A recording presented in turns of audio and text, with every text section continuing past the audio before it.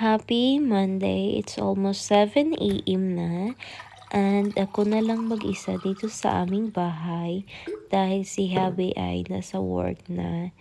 Yung unang kong ginagawa sa morning ay umiinom ako ng water bago ako umiinom ng coffee. Hindi talaga ako morning na person pero gumigising ako ng early. Especially kapag may work si Habi and may school ako. Ginagawa ko lang yung yung gagawin ko sa morning. Pero walang ka-energy talaga.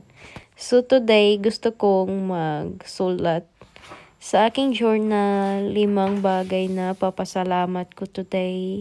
I am grateful that malapit na akong matapos sa school. I am healthy. I'm feeling good.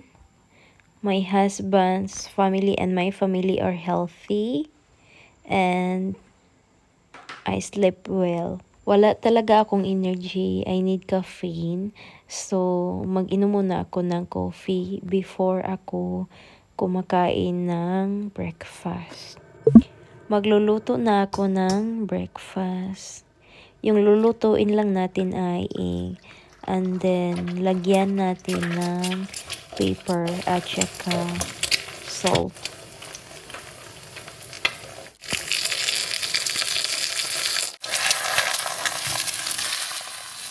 Ito na yung ating breakfast. Protein bread. And nilagyan ko siya ng egg. Tapos, may orange din tayo.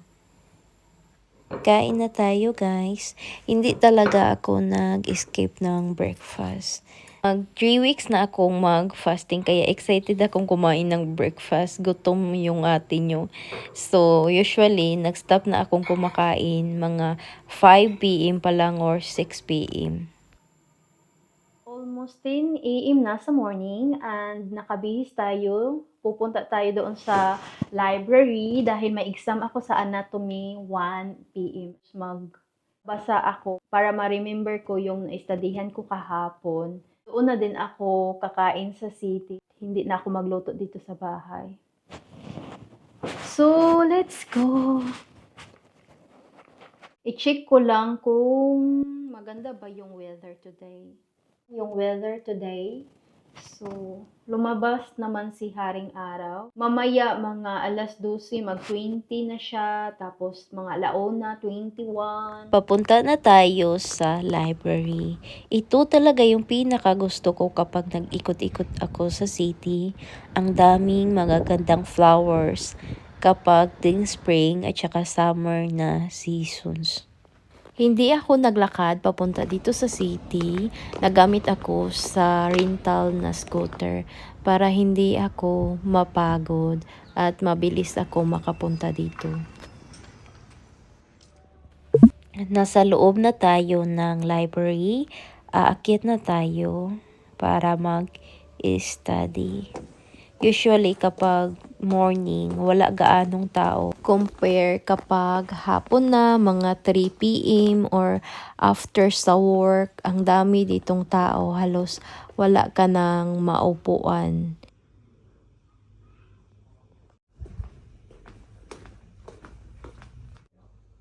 Kahanap na tayo ng maupuan natin.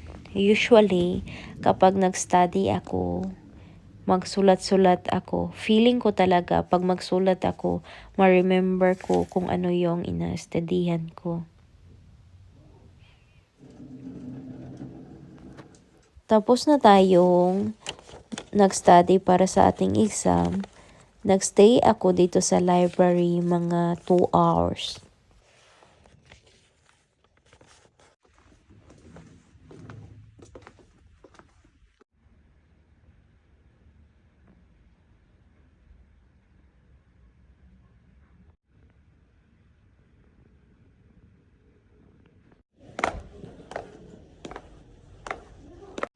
Papunta na tayo sa school, mga 5 minutes yung ating walking galing sa library.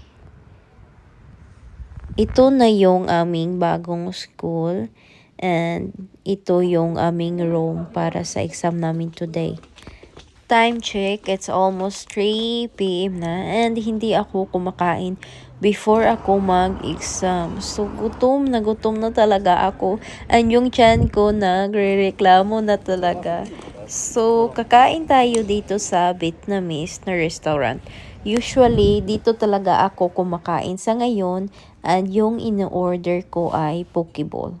Pili talaga ako sa food, pero pag once magustuhan ko yung na-try ko, paulit-ulitin ko na. So, itong pokeball, ito na usually yung in-order. After tayong kumakain ng late lunch, pumunta ako sa Granite.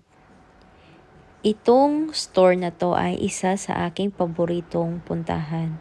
Gusto ko talaga yung mga products nilang paninda dahil yung mga kulay ay neutral and nare-relax talaga ako. Ito din yung way ko na mapahinga yung utak ko. Especially kapag stress ako sa school, yung ang dami kong exams. So, mapahinga ko yung utak ko sa stress kung ano yung na-stressan ko.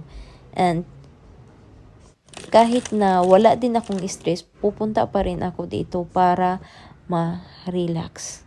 Ang ganda kasi ng mga products nila dito. Tapos, yung quality, maganda talaga. Today, wala akong nabili sa Granite. So, pupunta na tayo sa castle. Usually talaga, mag-ikot-ikot ako dito sa castle kapag stress ako, hindi ako stress. Ang daming mga ibon at nare-relax naman ako. Ang dami talagang way ko para ma-relax ako. Kahit stress ako, hindi ako stress, ang dami kong ginagawa. And nai-enjoy ko talaga yung me time ko. Sa ngayon na 30 years old na ako, married, and nanirahan dito sa Sweden, na-appreciate ko na talaga yung me time. Makapag-reflect ako, analyze, yung mas kilala ko na yung sarili ko, at ma-appreciate ko din yung time namin together ni Habi. Iba din yung aming quality time. Dito tayo sa loob ng castle and nag-fit check tayo. Nasuot na natin yung nabili sa Lindex na medyas na may ribbon. Feeling cutesy. Almost 5 p.m. na and mini-message ko si Habi na magkita kami dito sa city and uuwi kami together papunta sa aming bahay. So while nagantay ako ni Habi dito malapit sa castle, ini-enjoy kong pagmasdan yung mga magagandang flowers dito. So itong purple na flowers na to ay usually ito yung flowers kapag late na spring. Tapos nag-ikot-ikot pa ako malapit sa castle.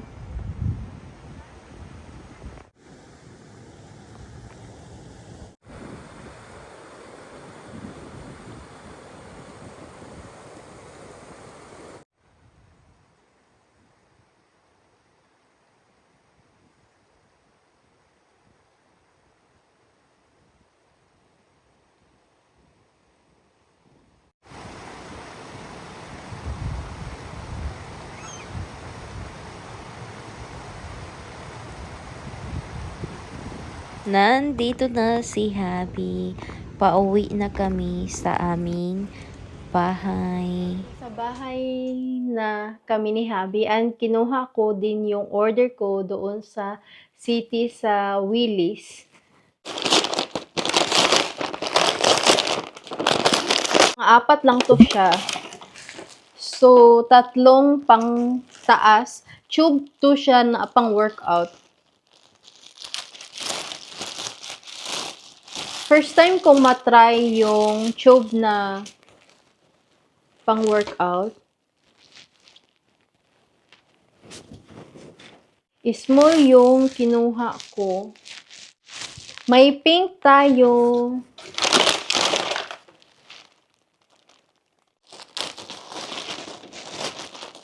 And then brown.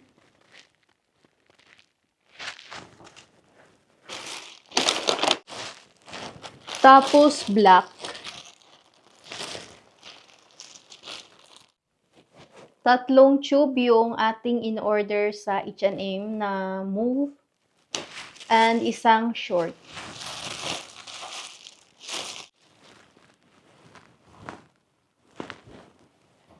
And then may lagayan ng phone sa sides niya. Excited na akong mag-workout. So dito ko na lang i-end yung ating vlog. I hope nag-enjoy kayo. Thank you for watching mga langga. I love you so much. Bye-bye.